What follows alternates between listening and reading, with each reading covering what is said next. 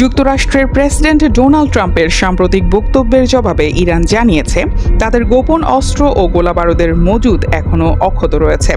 2 April ইরানের সামরিক বাহিনীর খাতাম আল আনবিয়া কেন্দ্রীয় সদর দফতরের মুখপাত্র লেফটেন্যান্ট কর্নেল ইব্রাহিম জোলফাগারি এই কথা জানান। তিনি বলেন, তোমরা যেসব স্থানে হামলা করছো সেগুলো তেমন গুরুত্বপূর্ণ নয়। আমাদের কৌশলগত সামরিক উৎপাদন এমন সব স্থানে হয় যেগুলোর বিষয়ে তোমাদের কোনো ধারণা নেই এবং কখনোই পৌঁছাতে পারবেন না। ইরান, যুক্তরাষ্ট্র ও ইসরায়েলের মধ্যে চলমান যুদ্ধে ইতোমধ্যে হাজার হাজার লক্ষ্যবস্তুতে হামলা চালানো হয়েছে।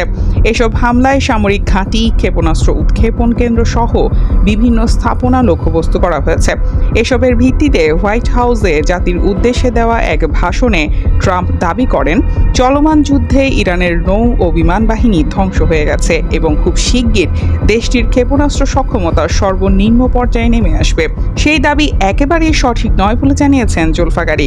ইরান স্পষ্টভাবে জানিয়ে দিয়েছে, যুক্তরাষ্ট্র ও ইসরায়েলের হামলার জবাবে তারা আগামীতে আরও চরম ও ধ্বংসাত্মক পাল্টা আঘাত হানবে। খাতাম আল আনবিয়ার বিবৃতিতে বলা হয়, সর্বশক্তিমান আল্লাহর ওপর ভরসা রেখে এই যুদ্ধ চলবে শত্রুর পরাজয়, স্থায়ী অনুতাপ ও আত্মসমর্পণ না হওয়া পর্যন্ত।